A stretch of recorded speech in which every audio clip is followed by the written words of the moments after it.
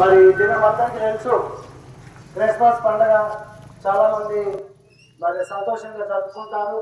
క్రైస్తవుల పండుగ అనుకుంటారు. ప్రేమించు వాళ్ళరా, మరి బైబిల్ గ్రంథంలో మాట రాయబడ్డారు, పాపులను రక్షించుటకు యేసుక్రీస్తు లోకమునకు వచ్చిన వాక్యము నమ్మదగిందని రాయబడ్డారు. ప్రేమ యేసుక్రీస్తు ప్రభుల వారు మరి ఎందుకు ఈ లోకానికి వచ్చినాడు అంటే మనలాంటి వాళ్ళు రక్షించడానికి ఆయన రక్షకులుగా భూమికి వచ్చినారు.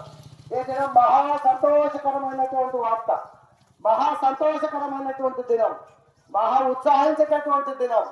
యేసుక్రీస్తు ప్రభుల వారు ఈ భూమి మీదకి ఎందుకు వచ్చినాడంటే పాపులను రక్షించుటకు యేసుక్రీస్తు లోకమునకు వచ్చిన వాక్యము నమ్మదగిన దేవు పూర్వ అంగీకారమునకు యోగ్యమైందని రాయబడ్డాడు. ప్రేమింటి వాళ్ళరా, ఎవరండి పాపులు అంటే మనమందరం కూడా జన్మకర్మ పాపంతో ఉన్నాం.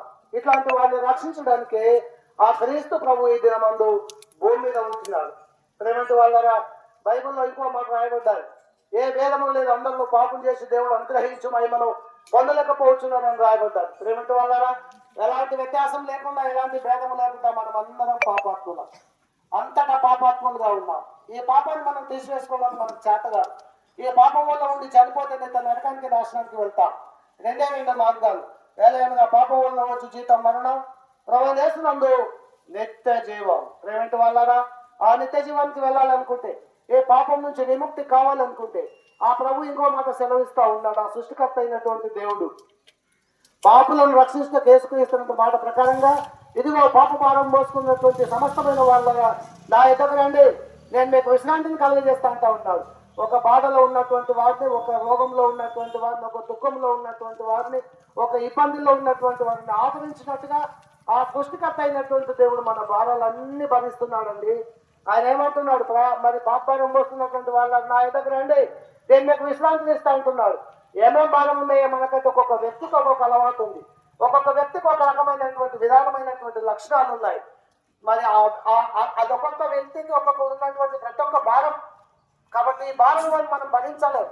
కాబట్టి ఆ సృష్టికర్త అయినటువంటి దేవుడు ప్రయాసపడి పాపభారం మోస్తున్న వాళ్ళని నా ఎదురు రండి, నేను మీకు విశ్రాంతిని ఇస్తా అంటున్నాను. ప్రేమింటి వాళ్ళరా, ఆ సృష్టికర్త అయినటువంటి దేవుడు ఈ దినమే నీ మదన తలుచుకో, ఇదే సమయంలో నీ మదన తలుచుకో, యేసు ప్రభునందు విశ్వాసం ఉంచు, నీవును నీ ఇంటి వాళ్ళు రక్షణ పొందురని బైబిల్ గ్రంథం చక్కగా సెలవిస్తా ఉన్నది. ప్రేమింటి వాళ్ళ యాత్ర శాశ్వతమైంది కాదు, కొన్ని రోజులు ఉంటాం, ఎప్పుడో యాత్ర ముగించి వెళ్తాం. ఆ స్వర్గానికి వెళ్ళాలి, రెండు మార్గాలు, మోక్షము స్వర్గం. ఆ మోక్షానికి వెళ్ళాలంటే నేనే మార్గమును, నేనే సత్యమును, నేనే జీవమును, నా ద్వారా తప్ప ఎవరినూ అక్కడికి వెళ్ళలేరని సెలవిచ్చాడు.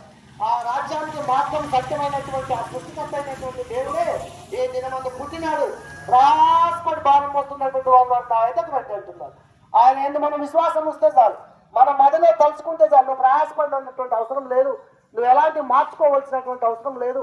ప్రతి వ్యక్తిలో శాంతి, సంతోషం, సమాధానం, నెమ్మది లేదండి. ఈ పాపం వల్లనే నెమ్మది లేదు, ఈ దుఃఖం వల్లనే నెమ్మది లేదు. ఈ మనోవేదన నేను వేధిస్తా ఉంది, నేను ఉదయాన్ని లేస్తే ఏదో ఒక దారికి తీసుకువెళ్తుంది. అందుకే స్కూల్కి పిల్లల్ని పంపుతాం, చెడ్డ మాటలు నేర్చుకుంటారు, చదువు తక్కువ నేర్చుకుంటారు. ఎందుకంటే మన స్వభావం హృదయంలో నెమ్మది వేసుకుని నిజదేవుడు సృష్టికర్తను దేవ తెలుసుకొని కృపను అనుగ్రహించమని యేసుక్రీస్తు పుణ్యనామం బట్టి ప్రార్థిస్తూ అడిగి వేడుకుంటున్నాం తండ్రి.